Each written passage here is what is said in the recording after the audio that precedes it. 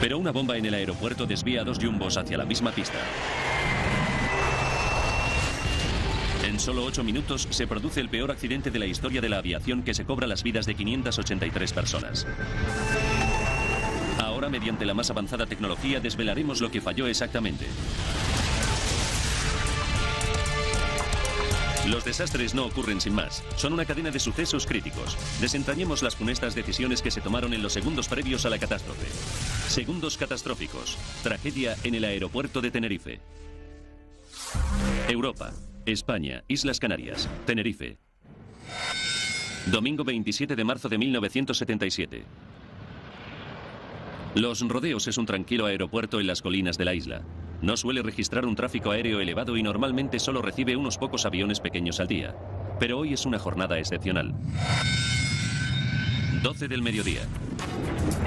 Después de un vuelo nocturno desde Los Ángeles, el vuelo de Pan Am 1736 se encuentra a 2 horas de distancia de las Islas Canarias. Joan Jackson lleva 7 años trabajando como azafata de Pan Am. Todo parecía marchar con normalidad. A veces te tocan pasajeros que prefieres que hubieran volado en otro avión, pero ese día eran todos gente maravillosa y disfrutamos volando con ellos. Jack Ridout es uno de los 378 pasajeros y está muy contento de viajar en un 747. En los años 70, el 747 era la crème de los aviones. Era el doble de grande que cualquier otro. Jack viaja a todo lujo. Lleva a su novia Johnny a pasar unas vacaciones muy especiales. Fue un viaje maravilloso en primera clase. Íbamos en el piso de arriba, que en aquella época era como un salón muy agradable. Se dirigen a Gran Canaria, la tercera más grande de las 7 Islas Canarias, famosa por sus magníficos paisajes. Pero además de su belleza, las islas esconden a varios grupos terroristas deseosos de liberar al archipiélago del dominio español. 12:30. De repente, el capitán de Pan Am, Victor Graves, recibe un mensaje urgente del controlador aéreo. En el aeropuerto de Gran Canaria, donde tienen previsto aterrizar, ha explotado una bomba. Ahora tiene que desviarse al aeropuerto de Los Rodeos, en la vecina isla de Tenerife. El piloto comunica a los pasajeros lo ocurrido. Me preocupé bastante. Estoy seguro de que los demás pasajeros también se preocuparon. 1:38 del mediodía. El 747 de Pan Am no es el único avión que ha sido desviado a causa de la bomba. Otro jumbo, el vuelo 4805 de KLM, proveniente de Ámsterdam, también ha sido desviado al aeropuerto de Tenerife, Los Rodeos. Aterriza antes que el avión de Pan Am. Otros 3 aviones desviados se encuentran ya en tierra. El aeropuerto de Tenerife es pequeño. Dispone de una sola pista y sus controladores aéreos no están acostumbrados a tanto tráfico, ni mucho menos a los jumbos. Y es domingo, así que solo hay 2 controladores de servicio. Los pasajeros del avión de KLM se dirigen a la sala del aeropuerto para descansar. 2:15 de la tarde. Aterriza el 747 de Pan Am. Se sitúa junto al jumbo de KLM, que también espera a que reabra el aeropuerto de Gran Canaria. Gran Canaria está a solo 25 minutos de distancia, pero puede que la policía tarde en declarar el aeropuerto a salvo de bombas. Nadie sabe cuánto tiempo tendrán que esperar. El aeropuerto de Los Rodeos en Tenerife está situado en un valle a la sombra del Gran Monte Teide, el tercer volcán más grande del mundo. El Teide domina la isla e incluso influye en el clima. Hoy de momento brilla el sol, pero las condiciones pueden cambiar en cualquier momento. El aeropuerto se halla a una altitud de 632 metros sobre el nivel del mar. En las montañas hay nubes bajas que a menudo envuelven el aeródromo en una densa niebla. Pero cuando aterriza el avión de Pan Am, el problema no es el tiempo. Las condiciones eran buenas. Estaba despejado y hacía un día precioso. Me fijé en que el aeropuerto estaba un poco anticuado. Parecía medieval, por no decir algo peor. El aeropuerto de Los Rodeos se inauguró en 1941. Sus infraestructuras son muy limitadas. No dispone de radar para detectar los aviones en tierra y hoy las luces del centro de la pista están estropeadas. El aeropuerto apenas puede prestar servicio a los 5 grandes aviones desviados. La sala de salidas está atestada. A los pasajeros del interior del jumbo de Pan Am no se les permite abandonar el avión. La azafata abre la puerta para que entre un poco de aire fresco. Recuerdo que tuvimos que esperar mucho tiempo. Acabamos muy aburridos y preguntándonos continuamente cuándo podríamos marcharnos. 2:30. La policía de Gran Canaria se ha deshecho de la bomba y los pasajeros creen que pronto llegarán a su destino para empezar sus vacaciones. Pero el avión de Pan Am no está listo para despegar. El avión de KLM que está delante de ellos en la pista está repostando combustible. Llenar el tanque con 55.000 litros de combustible puede llevarle 30 minutos. El avión de Pan Am se ve obligado a esperar. Los pilotos estaban ansiosos por despegar. Creo que preferían que KLM no hubiera tenido que repostar combustible extra y nos hubiéramos podido marchar todos. Pero cuando KLM termina de repostar, se produce otro retraso. Sin ninguna explicación, las autoridades españolas obligan a los aviones a esperar otras 2 horas más. 16:56. El piloto más veterano de KLM, el capitán Jacob Van Santen, pide permiso para maniobrar. 2 minutos después, la torre de control se lo concede. En el avión de Pan Am, Jack se fija en el cambio del tiempo. Se empezó a formar mucha niebla.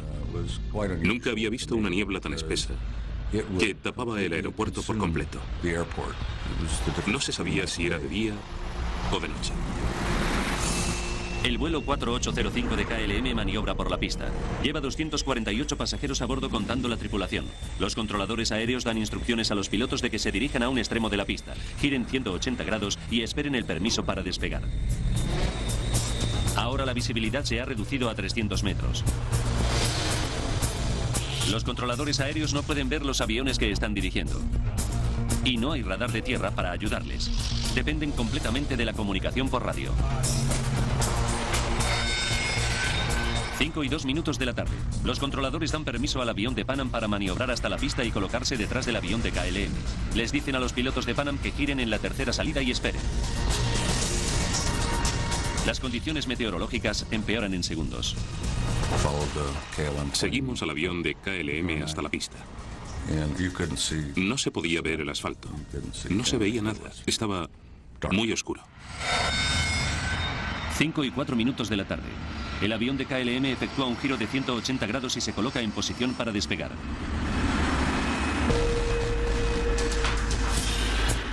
El avión de Pan Am todavía está maniobrando para colocarse detrás del avión de KLM en la pista.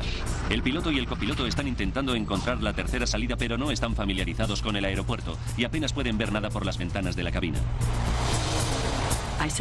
Pensé que con esa niebla no íbamos a poder despegar nunca. Ni siquiera se veía el motor número 2, que es el que está más cerca de las ventanillas. Pensaba que no podríamos despegar. 5:05. El avión de KLM está en posición de despegue. Tras un retraso de 3 horas y media, el capitán Van Santen está por fin listo para partir. 5:06. El capitán Van Santen suelta los frenos. El 747 comienza a dirigirse por la pista hacia el avión de Pan Am, que todavía sigue en la misma, a 1.400 metros de distancia.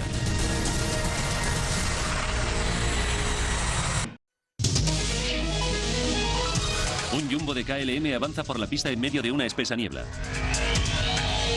Pero otro jumbo de Pan Am se encuentra maniobrando por esa misma pista.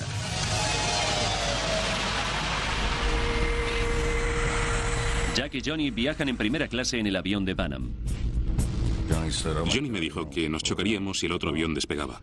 Pero recuerdo que yo la tranquilicé diciéndola que si chocábamos de frente no tendríamos tiempo de sentir nada. 5:06 minutos y 18 segundos. La torre de control le dice a la tripulación del avión de KLM que espere. Permanezcan a la espera para despegar. Les avisaremos. Pero ellos no esperan.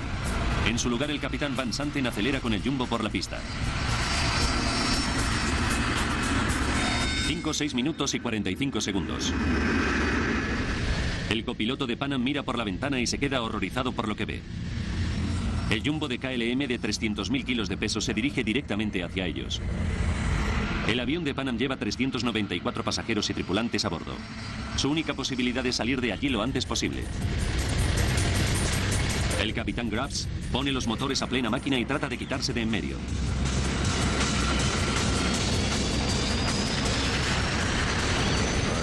Oí cómo aceleraban los motores y pegamos un giro muy brusco hacia la izquierda. ¡Fuera! ¡Fuera! Pero es demasiado tarde. 5:06 minutos y 50 segundos. El avión de KLM se estrella contra el jumbo estadounidense a 290 kilómetros por hora. Se oyó un ruido atronador. Tuve la impresión de que habían explotado todas las moléculas del aire. Lo único que pensé es que se trataba de una bomba, no podía ser otra cosa. No se veía nada más que metales retorcidos. Y casi inmediatamente el avión se prendió fuego. Miré alrededor y pensé que no íbamos a poder salir. Estábamos atrapados.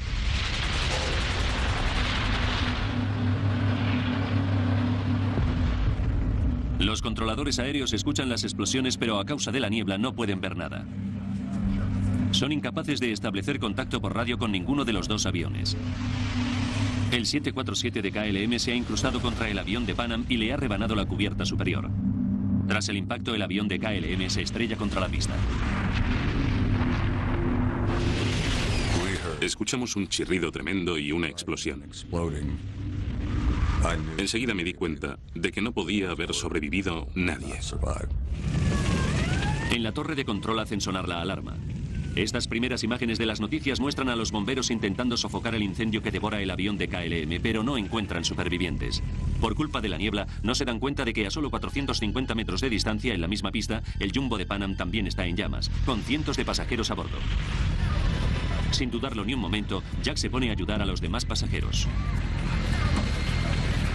Había combustible por todas partes. Yo estaba empapado de gasolina. Pensé que teníamos que sacar a todo el mundo de allí lo antes posible. Y empecé a lanzar a la gente por la puerta. Mientras tanto, Joan Jackson y otra azafata están tratando de escapar. Creo que salí por un agujero y luego metí la mano dentro y le dije a Susan que me la agarrara. Tiré de ella y la saqué. Nos encontramos de pie en lo alto del avión. El avión de Pan Am siniestrado ya no puede moverse, pero sus motores siguen funcionando a plena potencia. Oí que los motores hacían un ruido metálico. Estaban empezando a desintegrarse y lanzaban trozos de metal por todas partes.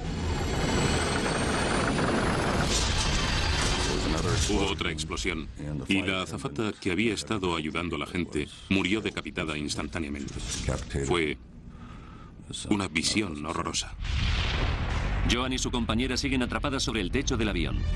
Pensé que si saltábamos nos romperíamos las piernas y no seríamos capaces de alejarnos del avión con las piernas rotas. Pero el avión comienza a desintegrarse bajo ellas.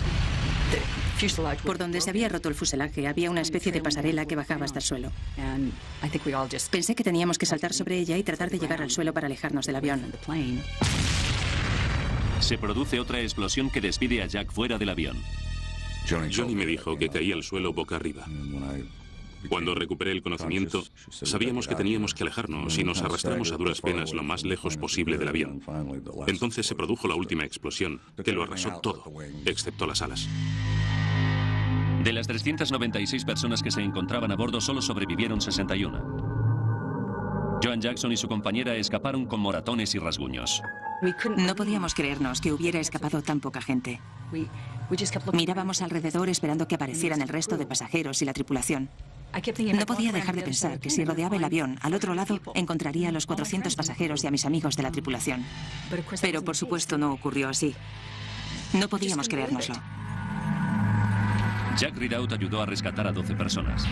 Sufrió quemaduras de tercer grado en la cabeza y los brazos. Se convirtió en mi propio Vietnam privado. Fue una carnicería horrible. En el accidente han fallecido todos los pasajeros del 747 de KLM y la mayoría de los del vuelo de Pan Am. Es el peor accidente de la historia de la aviación. En total han perdido la vida 583 personas.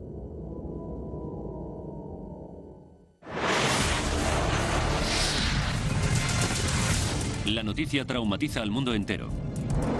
El Jumbo es el avión más moderno de su época.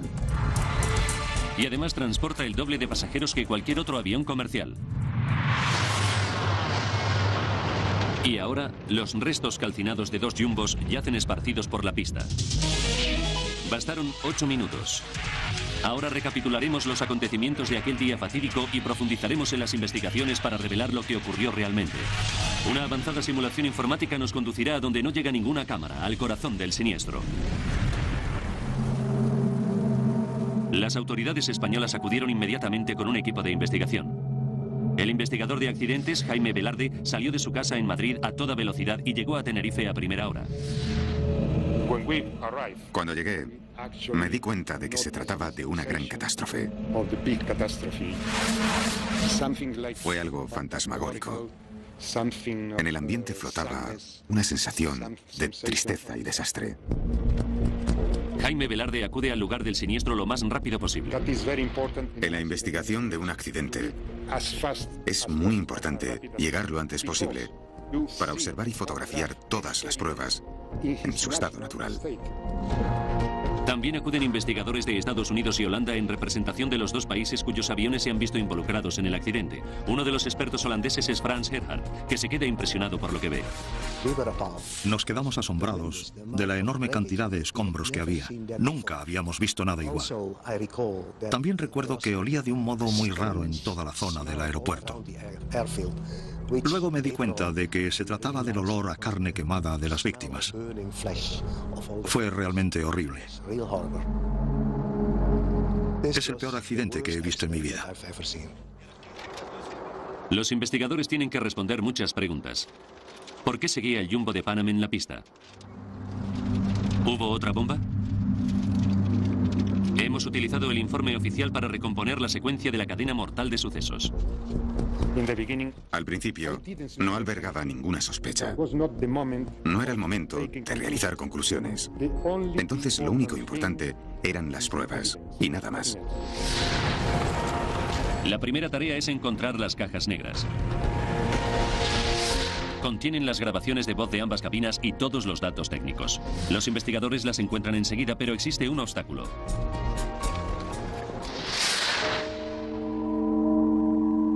Las cajas están muy dañadas. Puede llevarle semanas descifrar las grabaciones. Mientras tanto, los investigadores tienen que fiarse de la siguiente prueba más importante, las grabaciones de la torre de control aéreo. La tensión era enorme, porque representaba la primera prueba sobre quién había sido culpable del accidente.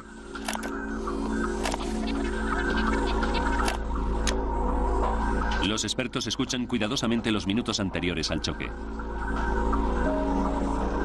Tienen que averiguar por qué el jumbo de KLM despegó mientras el 747 de Pan Am estaba en medio de la pista. ¿Le había dado la torre de control permiso para despegar? Falta 1 minuto y 23 segundos para el accidente. El avión de KLM completa un giro de 180 grados al final de la pista. KLM 4805, preparado para despegar. Esperamos el permiso de control del tráfico aéreo. No se trata de una petición de permiso para despegar, sino de una petición de disponibilidad del tráfico aéreo.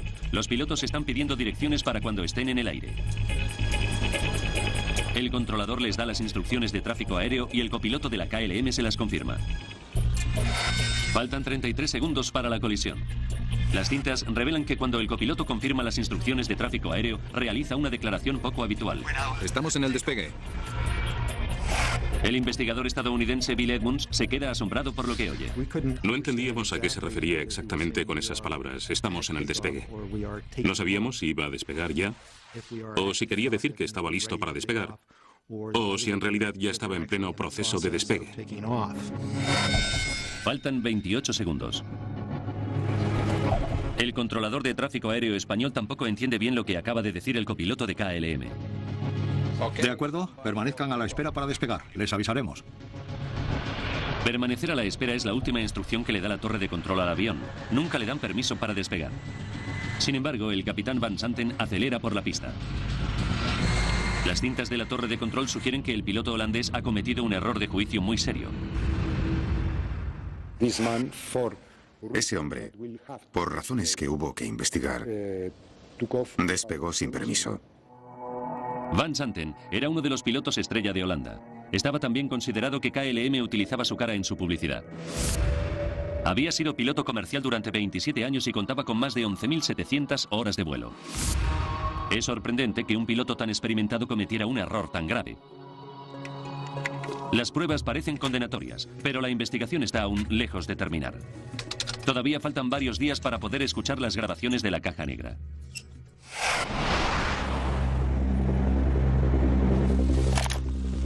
Mientras tanto, las cintas de la torre revelan otro dato inesperado.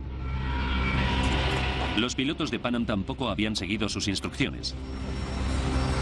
Faltan 4 minutos para la colisión. La torre de control ordena al avión de Pan Am que gire y salga de la pista por la tercera salida. Pero los investigadores saben que los aviones colisionaron más lejos, cerca de la cuarta salida, mucho más cerca de la posición de despegue del avión de KLM.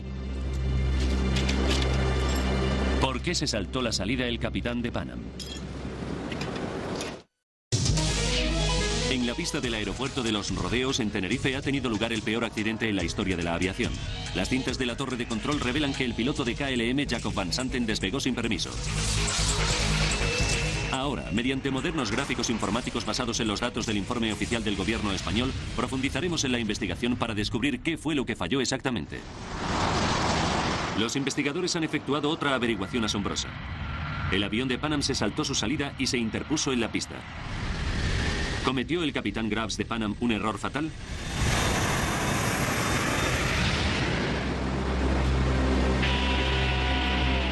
Para averiguarlo, los expertos analizan el trazado del aeropuerto.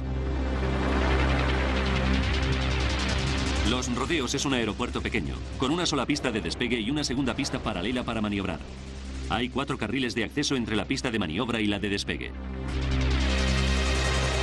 El día del accidente, los controladores de Tenerife tuvieron que trabajar con un tráfico de aviones adicional porque el aeropuerto de Gran Canaria estaba cerrado. No les queda otra opción que estacionarlos en la pista de maniobra. Para colocarse en posición de despegue, todos los aviones tienen que utilizar la pista de despegue. Ahora, los expertos examinan la posición exacta de los aviones sobre la pista en el momento previo al choque. Faltan 4 minutos y 46 segundos para la colisión. El avión de Pan Am sigue al de KLM por la pista. La tripulación de Pan Am utiliza un pequeño diagrama para encontrar la salida C3, pero las salidas no están marcadas con claridad y la visibilidad es cada vez peor. Cuando maniobran por la pista, miran por la ventana para tratar de contar las salidas según las van pasando. Primero la C1 y luego la C2. El problema se produce con la tercera salida, la C3. Parece que la tripulación de Pan Am no tenía muy claro dónde estaba la salida por la que se suponía que tenían que girar. Sin embargo, las cintas de la torre de control demuestran que las instrucciones estaban claras. ¿Podrían confirmarnos que quieren que el vuelo 1736 gire a la izquierda en la tercera intersección? La tercera, señor. 1, 2, 3, tercera. Falta 1 minuto y 6 segundos para el desastre. El avión de Pan Am se salta la salida C3 y continúa avanzando por la pista hacia el avión de KLM que está preparándose para despegar. Pero para tomar la salida C3, el Jumbo tendría que haber efectuado un giro muy difícil en un ángulo muy cerrado.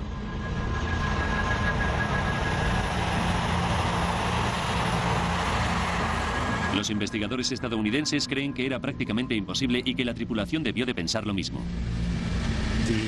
El plano geométrico que dibujamos indicaba que el avión de Pan Am no podría haber girado. En mi opinión, si yo hubiese sido el capitán de la aeronave, no creo que hubiese intentado realizar un giro semejante. Pero si el giro es tan difícil, ¿por qué le pidió el controlador al avión de Pan Am que lo efectuara? Probablemente porque no estaba acostumbrado a los jumbos. Otro tipo de avión habría realizado la maniobra con mucha facilidad. Pero los expertos estadounidenses creen que existe otra razón por la que el capitán se saltó la salida C3.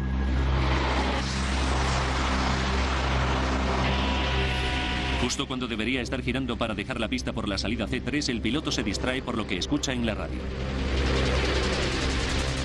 KLM 4805 está listo para despegar. Esperamos su permiso de control del tráfico aéreo. Probablemente estaban escuchando lo que decía el avión de KLM en vez de concentrarse en girar en la salida de la pista. Faltan 35 segundos. El copiloto de KLM dice a la torre de control: estamos en el despegue. Inmediatamente el piloto de Pan Am interfiere en la conversación y dice: vuelo 1736, seguimos maniobrando por la pista. Dentro del avión de KLM, el piloto y la tripulación reciben todas las transmisiones de radio. Deberían haber escuchado que el avión de Pan Am seguía maniobrando en la pista delante de ellos. Pero el capitán Van Santen, el piloto más experimentado de la flota holandesa, aumenta la potencia de los motores y acelera por la pista.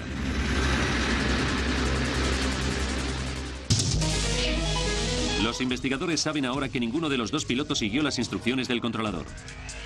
Para averiguar por qué, tienen que profundizar más. Tienen que analizar el comportamiento de ambas tripulaciones. Las transcripciones de la cinta de la torre de control revelan que en la cabina del avión de KLM la tensión era creciente. Se notaba que el capitán tenía mucha prisa. El jumbo de KLM lleva esperando en Tenerife casi 3 horas y media. Más tarde, los investigadores descubren conversaciones de radio en las que Van Santen expresa su preocupación por excederse del número de horas que tienen permitido trabajar. Todavía tiene que recoger a 300 pasajeros en Gran Canaria y trasladarlos a Ámsterdam. Si llegan tarde, la tripulación tendrá que quedarse en tierra para descansar y KLM tendrá que pagar una noche de alojamiento a todos los pasajeros. Y además, cada vez hay más niebla y la visibilidad es muy baja. El piloto está bajo presión. Creo que todos los pilotos piensan que todos sus problemas están en tierra y que en cuanto despegan se soluciona todo. En el aire están en sus dominios y son la persona que manda. Creo que ese capitán actuó motivado por esa mentalidad. La Asociación de Pilotos de Líneas Aéreas Estadounidenses analizó los factores psicológicos del caso. El piloto estrella capitán Van Santen era el instructor más veterano de KLM y en los últimos 6 años había pasado casi todo el tiempo formando a otros pilotos. Si un individuo pasa demasiado tiempo en el centro de formación, en lugar de volando, cada vez se acostumbra más al ambiente educativo.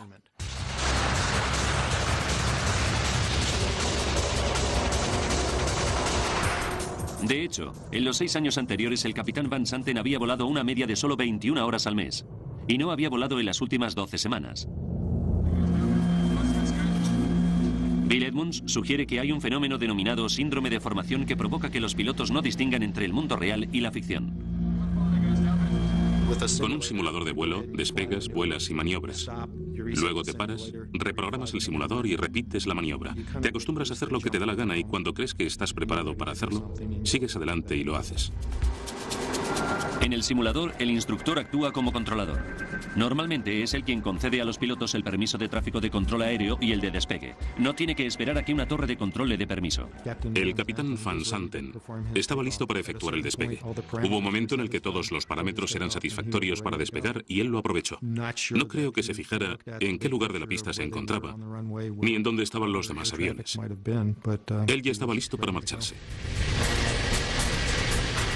El efecto del síndrome de formación sobre Van Santen no podrá demostrarse nunca, pero existe otro misterio.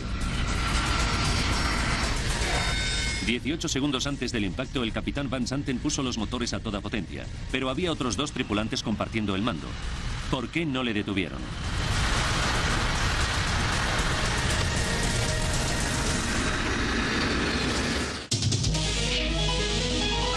Las cintas de la torre de control han revelado que el capitán Van Santen despegó sin permiso.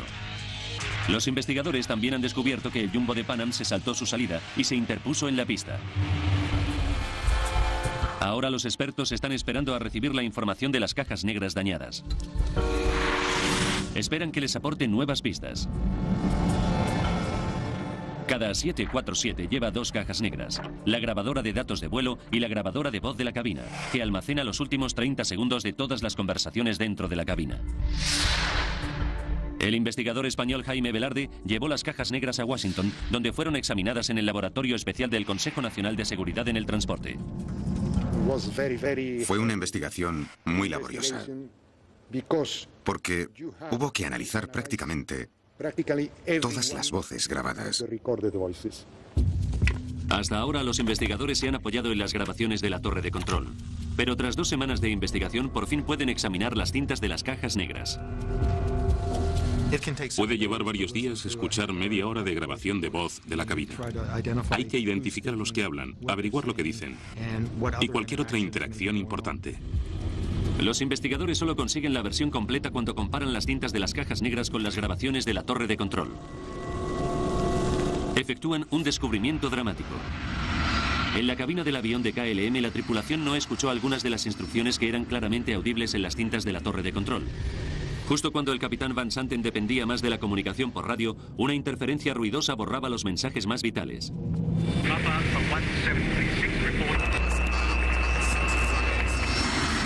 Patrick Smith es un piloto comercial que ha estudiado muchas tragedias. Para nosotros, comunicarnos con los controladores aéreos es algo instintivo, que hacemos con la mayor naturalidad. Nunca se te ocurre pensar que algo podría estropearse y causarte la muerte. Aquí, un pequeño fallo técnico provocó una gran catástrofe. El sistema de comunicaciones que se utilizaba en los rodeos en 1977 continúa utilizándose en la actualidad en todo el mundo. Los aviones se comunican con los controladores de tráfico aéreo mediante radios VHF de 2 sentidos. Todos los aviones del aeropuerto sintonizan la misma frecuencia para poder no solo recibir instrucciones, sino también escuchar lo que están haciendo los demás. Pero el sistema tiene sus limitaciones. No es lo mismo que hablar por teléfono, donde 2 personas pueden hablar a la vez. Es algo parecido a hablar por un walkie-talkie. Tienes que apretar un botón para poder hablar.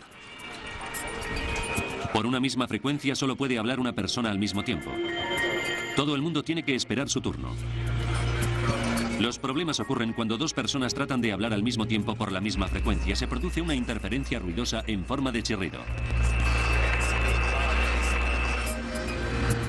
Cuando se escucha una interferencia en una frecuencia abierta, 999 veces de cada 1000, se trata de un fenómeno inocuo. Pero el accidente de Tenerife fue esa ocasión entre un millar en la que la interferencia resultó dañina. Faltan 67 segundos para el impacto. El capitán Van Santen ha completado el complejo giro de 180 grados al final de la pista. La grabadora de datos de vuelo revela que incrementa la potencia del motor. La grabadora de voz de la cabina desvela que el copiloto se alarma. Espera un momento, no tenemos autorización de control del tráfico aéreo. La réplica del capitán Van Santen es tajante. No, ya lo sé, pero sigue adelante. Faltan 44 segundos para el impacto. Mientras el copiloto de KLM le confirma la autorización de tráfico aéreo al controlador, la grabadora de datos de vuelo revela que Van Santen ya ha empezado a acelerar. No espera a que el copiloto termine de leer la confirmación. Faltan 37 segundos. ¡Despegamos! Pero el Jumbo de Pan Am continúa maniobrando por la pista. Gracias a las grabaciones de la torre de control, los investigadores saben que el controlador le dijo al avión de KLM que esperara a recibir autorización para despegar. Bien, permanezcan a la espera para despegar, les avisaremos. En ese mismo instante, las grabaciones de la cabina de Pan Am revelan que la tripulación del otro avión también respondió. Vuelo 1736. Seguimos maniobrando por la pista. Los dos responden al mismo tiempo. Lo que, tal y como demuestran las grabaciones de datos de vuelo y de la cabina, provoca una interferencia. ¿De acuerdo? Lo único que escucha el capitán Van Santen es de acuerdo. No escucha el resto de la orden que le dice que permanezca a la espera para despegar, que ya le avisarán. Ni tampoco escucha al avión de Pan Am que dice que el vuelo 1736 todavía está maniobrando por la pista. Por eso continúa acelerando por la pista. Si hubiese escuchado cualquiera de esas 2 transmisiones, se habría detenido en seco, pero como ambas comunicaciones se efectuaron simultáneamente, se produjo una interferencia y no escuchó nada. 20 segundos después, el Jumbo de KLM se estrella contra el avión de Pan Am.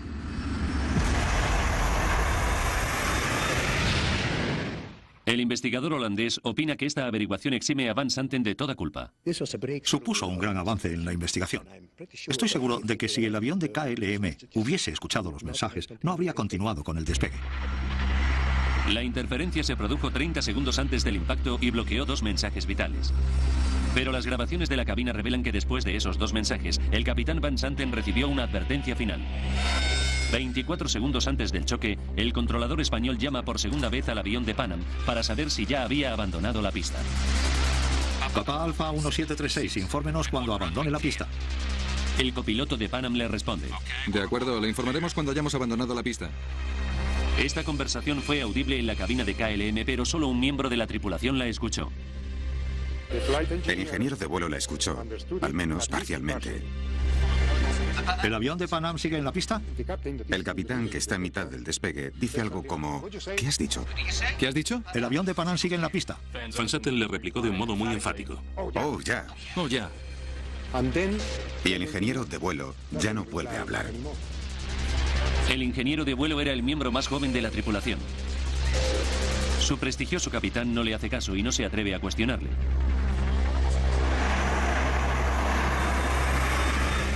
Los investigadores españoles y estadounidenses critican la actuación de Van Santen.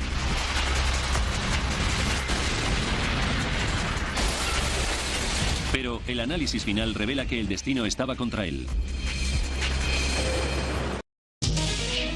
El capitán Van Santen despegó sin autorización y estrelló el jumbo de KLM contra el 747 de Pan Am que había en la misma pista.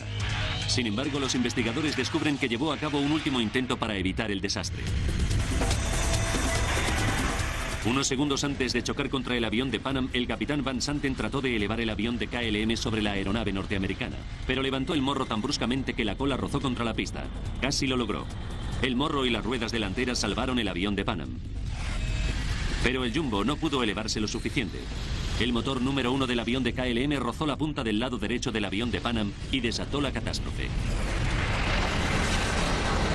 La ironía final es que el capitán Van Santen había repostado 55.000 litros de combustible adicional para no tener que hacerlo después en Gran Canaria. Fue esta carga de peso adicional la que impidió que el jumbo se elevara los pocos metros de altura que le faltaron para evitar la colisión con el avión de Pan Am. El que el avión de KLM repostara combustible puede considerarse un factor decisivo. Al pesar más, le costó más elevarse. El desastre de Tenerife estuvo causado por una cadena de sucesos que combinaban errores humanos y fallos técnicos. El piloto y escritor sobre temas aeronáuticos Patrick Smith opina que las nuevas tecnologías pueden evitar las interferencias de radio VHF e impedir futuros accidentes. Las interferencias son prevenibles. Existe un aparato bloqueador que puede instalarse en los sistemas de comunicación de las aeronaves y que impide las transmisiones simultáneas. Cualquiera que intente realizar una transmisión simultánea queda bloqueado y no puede hablar por el micrófono. Los ingenieros aeronáuticos pueden instalar aparatos que evitan las interferencias por menos de 10.000 euros, un coste mínimo comparado con el precio de un avión nuevo, que ronda los 150 millones de euros. Aunque todavía no es un requisito legal, algunas líneas aéreas los están instalando voluntariamente. Finalmente, los investigadores recomponen la sucesión de acontecimientos críticos que condujeron a la tragedia de Tenerife. Primero, los controladores aéreos ordenaron a los dos jumbos que maniobraran por la misma pista al mismo tiempo. Después, en medio de una espesa niebla, el piloto de Pan Am se perdió por el trazado de la pista, se saltó la salida y maniobró demasiado lejos. Unos segundos más tarde, el piloto holandés capitán Van Santen empezó a despegar sin autorización. Al final, una ruidosa interferencia en la cabina de KLM impidió que el capitán recibiera dos mensajes vitales que le habrían obligado a detenerse de inmediato. Para los supervivientes de Tenerife, la pesadilla continuó durante muchos meses. Descubrí que me daba miedo todo. No quería ni subirme a un coche. No soportaba que mi marido me dejara sola. Quería estar encerrada en casa con las cortinas echadas. Como la gente que sale en las películas que está asustada de todo. Gracias a la terapia psicológica, Joan fue capaz de volver a volar 3 meses más tarde. Hoy sigo siendo azafata. Llevo 34 años volando y probablemente seguiré haciéndolo otros 6 u 8 años más. Me encanta ver mundo. De vuelta en su casa de San Diego, la historia de Jack se hizo famosa. Jack Ridout es un superviviente que rescató a una docena de pasajeros de la pesadilla del 747 de Pan Am en Tenerife. Lo que nadie entiende de una situación como esta, hasta que se ve involucrado en ella, es que sus consecuencias se prolongan durante muchos años. Tuve que irme a dormir con esas imágenes todas las noches durante al menos el primer año.